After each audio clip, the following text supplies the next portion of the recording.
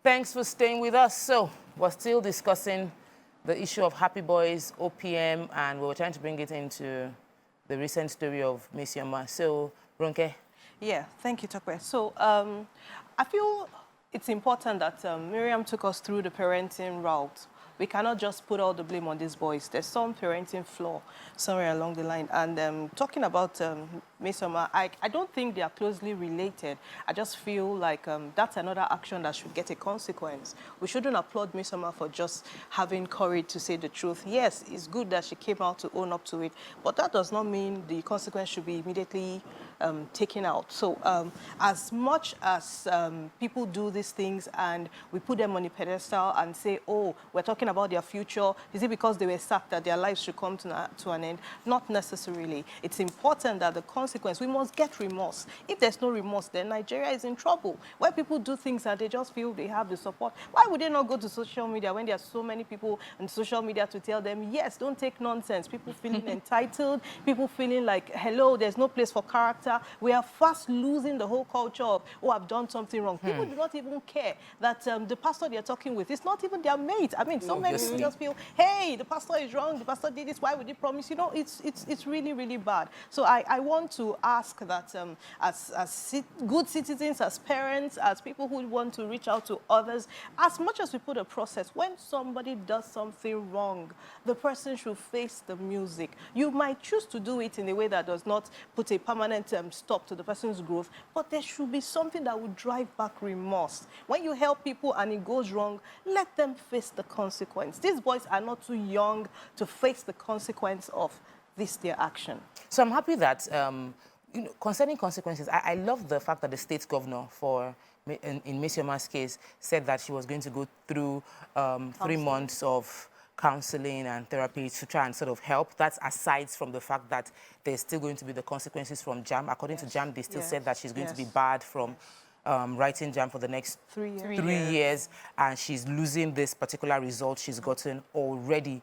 But there was a similarity with the fact that a wealthy Bitcoin. Yes, a wealthy man who is also from that same state has said that he's going to sponsor her study abroad. You know that I'm going to take you, let them, if they do this, I will take you abroad and I will take you up. So you were going to say something? Yes, you've actually captured my thoughts, and I'm just going to wrap up, you know, this line of thoughts of encouraging bad behavior, thinking we are doing good. Before you embark on such philanthropic efforts, ask yourself, am I enabling bad behavior or empowering? There's a difference between the two.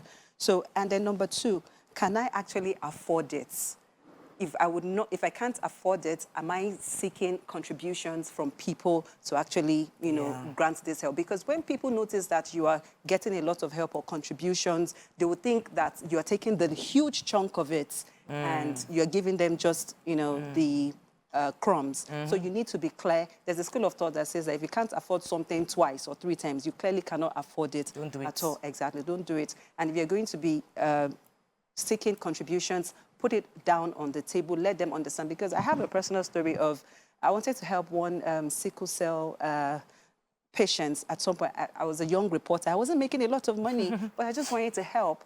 And so I was speaking to people around me who I knew had the means to. And they were telling me, you have to be careful because people, they just wonder, why do you want to help me? Don't you have your own problems? Why do you want to help me? I hope you don't want to use my glory. But I proceeded. I was giving this boy 20,000 naira every month out of my salary. Which was... Yes, and then the boy felt entitled. At some point, he started giving me different bills. I said, nobody is giving me money from this. This is my own money that I'm giving you. And then at some point, the boy said that, because I had taken him to one of these people to say, oh, look at the person I want to help. So he thought that was the person giving me the money, and I was embezzling part of it and just giving him 20,000. So he requested for the man's number. He said, yeah, take the man's number. Can you imagine? Honestly, you see this, what you do? Yeah, like, go and call him. Go and hear, because I don't have anything to hide. And then when he called the man, he was totally told off. And then he now came back to me and said, Dami, I'm sorry. He said, it's final. 20K that could have been used to But there's a huge lesson there. I'll take the call from Shola and then we'll go back to how to address that part of when you're contributing money, how best to go about it. Shola, welcome to the show. Good morning. Oh, I'm so sorry, Shola. He was holding on for a long while. But I just had it. I wanted to let her land. But go to, she's done. Yes, because I mentioned it earlier. And for me, the similarities is that it's in the way that we reacted as a country, as a society, as people, you know, and because this lesson is not only for the perpetrators, so it's not only for Happie Boyz, it's not only for Mesoma, it's for all of us and how we view issues. So for me, it was, you know how they say that when God sees our heart, but we just see what we can see. And so for me, that speaks to how when people show kindness or show any good, and we're just happy or excited by that, but say God sees the intention.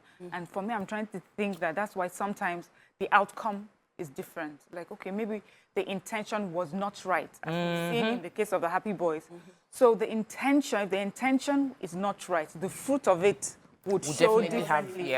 So the people who at first came out and were supporting her based on ethnicity, you know, based on different things, you know, nobody thought about the girl's life and her character and the values she needed to learn. You know, it was now trying to push a political agenda or an ethnic agenda or religious agenda. So the intention for her support was what wrong. It looked like kindness wasn't not really right. about her. They now moved from the main issue. Yes, and so that's, you know, so that's something we also need to be careful about. Even you, when you're receiving kindness and support, what we question if it's really to empower, as you said, or to enable, you know. And so we were trying, many of us wanted to enable bad behavior. Anywhere else in the world, a 19-year-old girl who committed that sort of fraud should find herself serving some form of punishment. And the punishment, the statement should not be whether she did it or not, which was what the guy said. He said, whether she's found guilty or not, I will still give her full sponsorship. So now, we also remember her father came and he was apologetic when he realized, and I feel that maybe she has some form of good parenting. And I'm happy also that the state is thinking of giving her counseling, but they're also saying that they're going to speak to JAM to see how they could, you know, reduce whatever it is that I don't mind them negotiating for reduced punishment. She will still get the punishment. What we need to understand is that first thing that needs to be done is that she goes through the help that she needs to get. Even in her apology, there was a remember, the apology seemed almost entitled. We read the apology. There was no full acknowledgement of what she had done. And the remorse didn't really come across. So this is someone that really, truly needs that help.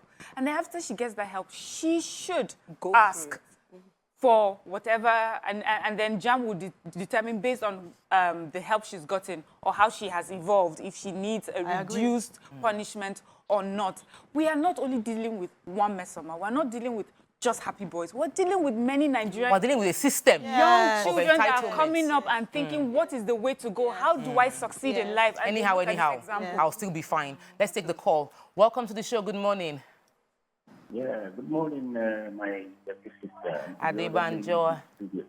Yeah, I think, you see, for me, I've made up my mind, if I will help, I will help and just close it there. But for the Happie Boy, he has everything to lose. But for the pastor, he has done what his conscience has asked him to do. So whatever the Happie Boys are doing, they just shove themselves in the pool. Because other people will be very cautious dealing with them moving forward. So that doesn't stop us from helping people. Please, if you are led to help, please just help and leave it the way it is. But for the Happie Boy, very soon you'll hear another version of apologies. Good morning and have a wonderful day. Thank you so much, Adebanjo. So you mentioned something that I feel we should harp on a bit. It is those system of collecting to help someone and how pulling resources together, calling people, and how some people that are victims in those situations feel that the person that is collecting the money has taken advantage of them or has taken more than what he's remitting to them. And that's why we had technology platform were created, like the GoFundMe, where there's a transparent way to know how much is contributed and we know who the money is going to be remitted to.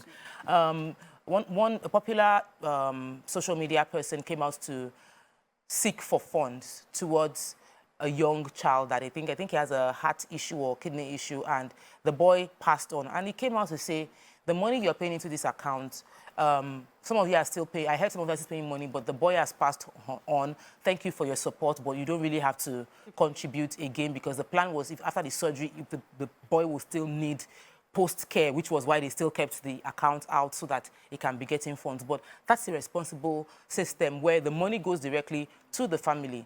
But there are reasons why they don't take the money to the family because sometimes you feel like the family might not use the money for what they're meant to do. So you were going to, Ronke?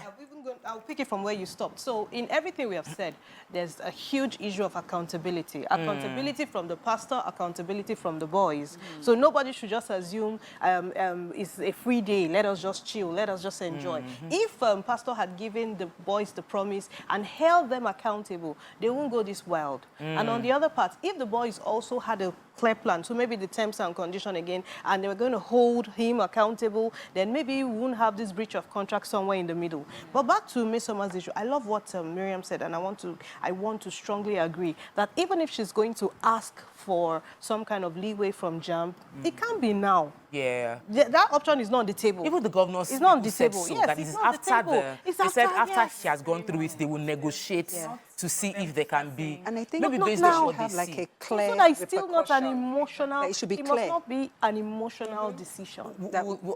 I sort of don't. We would agree to disagree. Yes. Let's take a phone call, then I would explain why I sort of disagree. Okay. Waiting. Welcome to the show. Good morning. Hi, good morning. Morning. Good morning. Good morning, Yemi. Go ahead. You're live. Yeah. I'm first time calling. Welcome to the show. Thank you. So, the situation with the OPM boys, from my own point of view, Okay. is just a reflection of the Nigerian attitude or mentality. There's always a reward for bad behavior. He shouldn't have spread that path. In my own point of view, I felt like, God forgive me, the pastor did it for clout. He shouldn't have gone about it the way he did. Sending them over there, I mean, of all countries, Cyprus. I don't want to go into that. Sending them to that type of country shouldn't even have been in the books in the first place. Rehabilitation should have been the first thing. Because they were gainfully employed, dancing on duty. And what was the reward? Sending them abroad. And then those boys, on the other end, I don't want to sound like a typical Hollywood director or scriptwriter, but it will take the grace of God for those boys to amount to anything in life again. Because there's an adage in Yoruba that says, as if you do what they've done. The pastor went about it the wrong way, and they themselves Made it that were worse. helped. Like you rightly said, if the pastor wakes up one morning and says, okay, I can no longer support you, he has done his bit.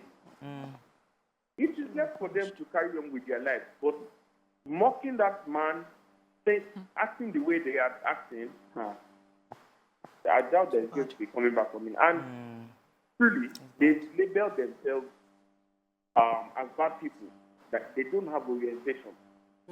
Because, as a matter of fact, me as a person, when I see wicked people, I stop judging them on the spot.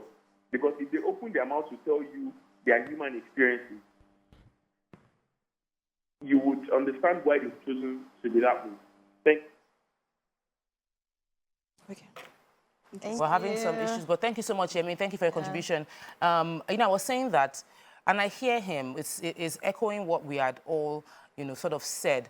And when we come back to Ms. Yema's story, I feel that I've said it several times, like I feel like I've been saying it a lot in recent times, that I believe people can change. I believe people can repent, people can come from a very terrible experience, and when they recount their story, you will not believe that they actually did what they did. People can. And sometimes we tend to now believe, because we've seen so many bad things happen in Nigeria, and we've seen a lot of people get away with bad things, we feel like almost everybody is bad. It's like when we don't give people lifts because we feel like, it might be a kidnapper or something. There are many people that are not kidnappers in Nigeria that genuinely need the lift, but we don't give them the lift anymore. I don't want anybody to come and spray something in the car or use handkerchief to blow. So that's the reason I always tend to stay on this part. And I feel there should be punishment. One, missing this year is one punishment.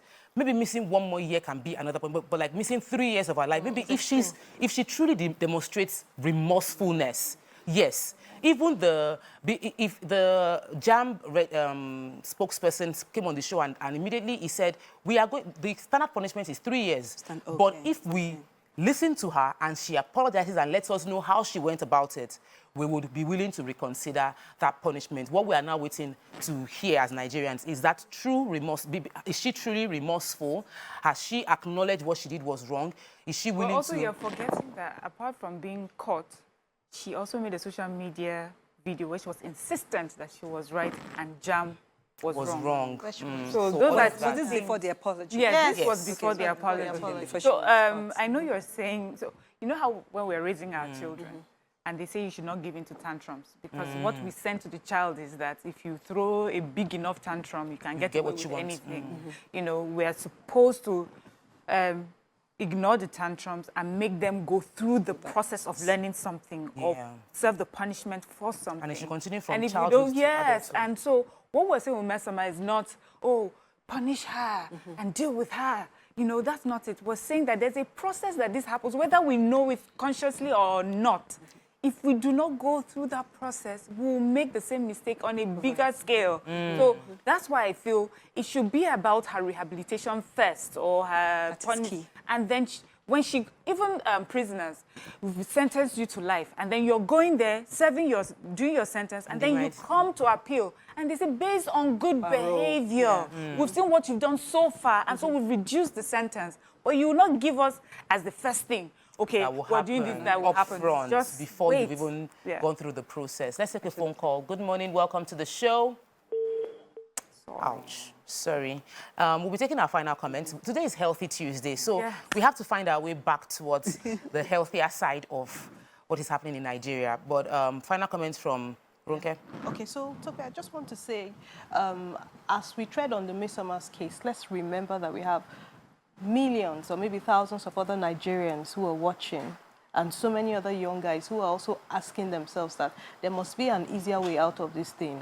So let's see what happens with Mesama. So I'll still insist. I love JAM's position on this. I love the state government's position, and I would say room for negotiation can be on the table now. We can't negotiate any kind of leeway for her now, but let's just see that her mental health is not questioned. As she's going through rehabilitation, she's kept close, and she understands that this is something nobody should try again. I mean, even for you, because if we had standard in this country like so many other developed nations, you know, this would be something that she would have to live with for a long time.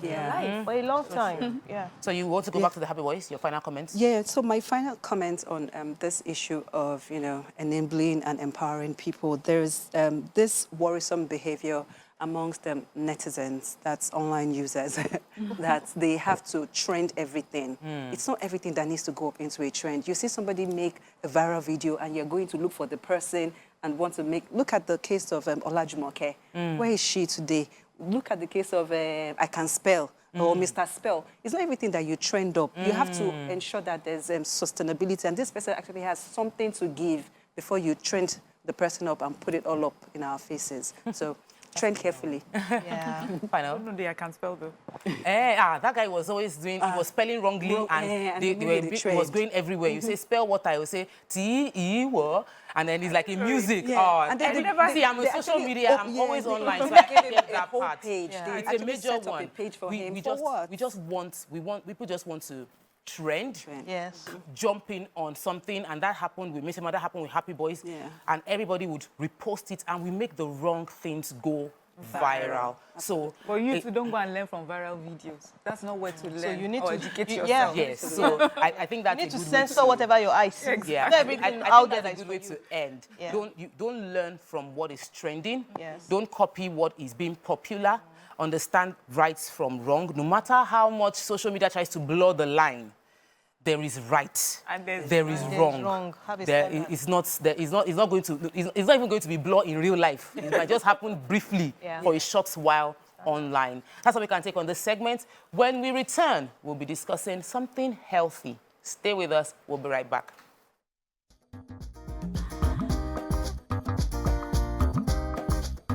Stay tuned. Your View will be right back.